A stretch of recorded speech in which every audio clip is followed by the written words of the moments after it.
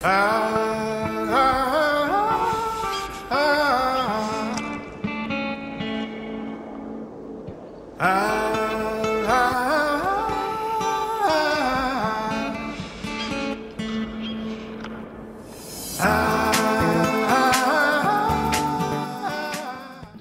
spécialisation des soins palliatifs, c'est-à-dire est-ce qu'il fallait que les palliatologues naissent ou pas.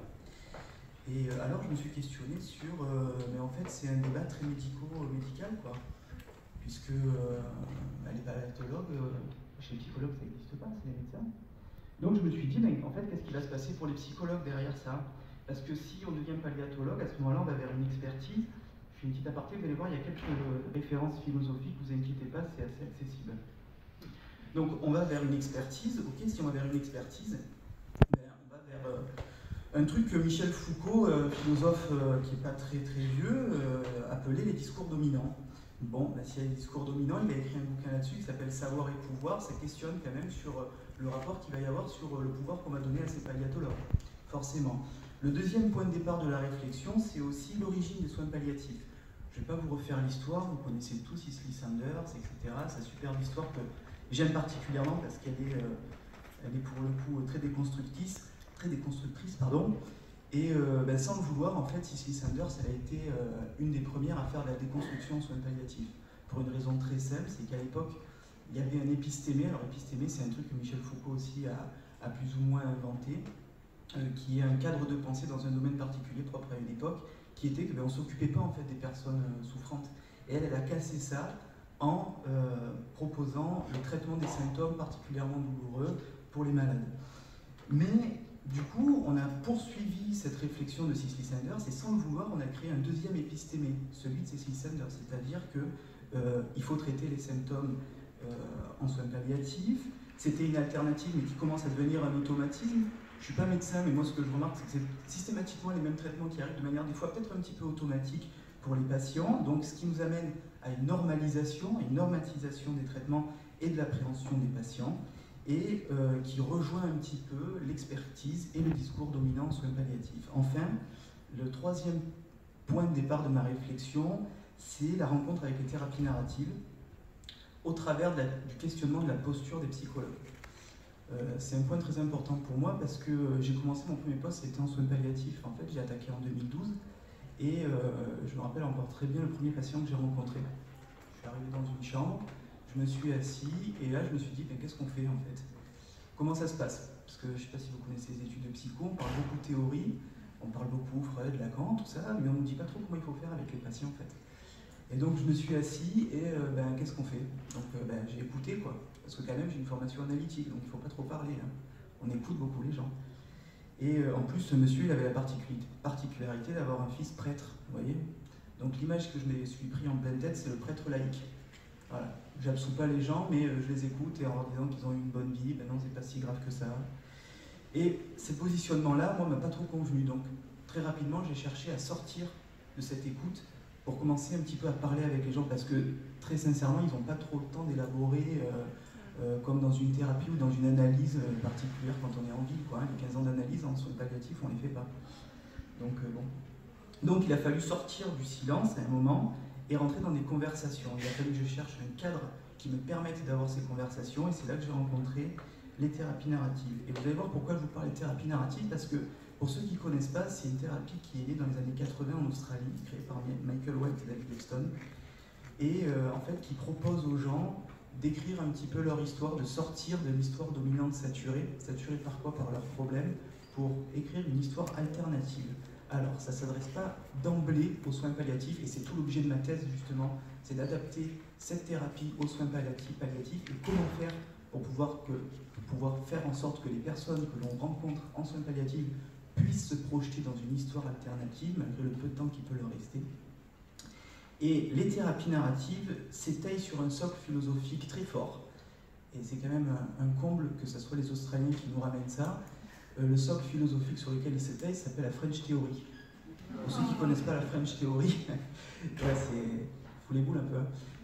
Ceux qui ne connaissent pas la French Theory, c'est Jacques Derrida, c'est Gilles Deleuze, Michel Foucault, Paul Ricoeur, certains mettent Jacques Lacan dedans, et c'est assez intéressant justement. Pourquoi?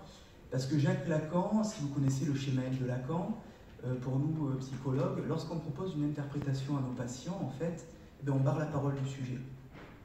Voilà. Donc ça veut dire que pour nous, psy, il va falloir qu'on renonce à ce pouvoir d'interpréter. C'est dur, hein, surtout quand on a été biberonné à Freud et Lacan. Et du coup, ben, ça veut dire que ça nous propose une autre posture, une autre place pour nos patients, qui est celle du questionnement. Et c'est là que je vais introduire la déconstruction. La déconstruction, alors je voulais vous lire la définition, mais je pense que je ne vais pas trop avoir le temps, donc je vais vous le dire en 2 mots. Déconstruction, mais vous pouvez la trouver, c'est pas très difficile, c'est Jacques Derrida qui propose ça. C'est pour ça que j'ai bien aimé votre exposé, monsieur, parce que Jacques Derrida, il avait l'habitude d'inventer des mots. Il a d'ailleurs inventé la différence, mais avec un A. Petit clin d'œil à son pote Jacques Lacan, le A petit autre. Et il a créé la déconstruction, enfin il a mis à jour un phénomène qui est la déconstruction et qui compare à la découpe d'un tissu. Et en gros, il dit qu'à partir du moment où on découpe un tissu, et ben, d'emblée, on crée un autre tissu. Alors, comment est-ce qu'on crée ça avec nos patients? Comment est-ce qu'on découpe avec le patient? J'ai un cas à vous proposer, mais rien que le temps manque, je vais vous en parler rapidement. Un jour, je reçois Madame C qui... il vous reste 1 minute. Hein, ouais, je vais expliquer. Malgré le fait qu'elle ait très peu d'hypnovel, de midazolam, Madame C, elle passe son temps à dormir. Elle dort. Personne ne comprend pourquoi. Les médecins ne comprennent pas, les infirmières ne comprennent pas, moi je ne comprends pas. Et je profite un jour où cette dame ne dort pas, et je vais la voir et je lui dis mais qu'est-ce qui se passe en fait pour vous dormez comme ça? Et elle me dit mais vous comprenez, je ne veux pas me voir comme ça. Et d'un coup elle fond en larmes et elle me parle de sa petite fille d'un coup. Bon, ok. Donc ben, je lui dis mais votre petite fille, je commence à vous parler de sa petite fille, qu'est-ce qui se passe? Et elle me dit mais vous comprenez, je ne serai pas là pour ma petite fille. Donc je lui demande, c'est là que la déconstruction commence. En fait, c'est questionner une certitude, parce que je ne serai pas là, on comprend tous, vous et moi, ce que ça veut dire. Mais d'accord, je ne serai pas là, je serai morte, ok. Et je lui dis, ça veut dire quoi, pas être là? Elle me regarde avec des yeux comme ça, elle me dit, ce mec est complètement fou. Elle me dit, mais je ne serai pas là. Je lui dis, ok, mais comment vous voulez être là pour votre petite fille? Qu'est-ce que vous voulez faire pour votre petite fille? Ça veut dire quoi, être là pour vous? Là, elle commence à m'expliquer qu'en fait, elle va être là pour ses 18 ans, elle va être là pour son bac, elle va être là quand elle aura son premier petit copain. Et je commence à questionner ça avec elle.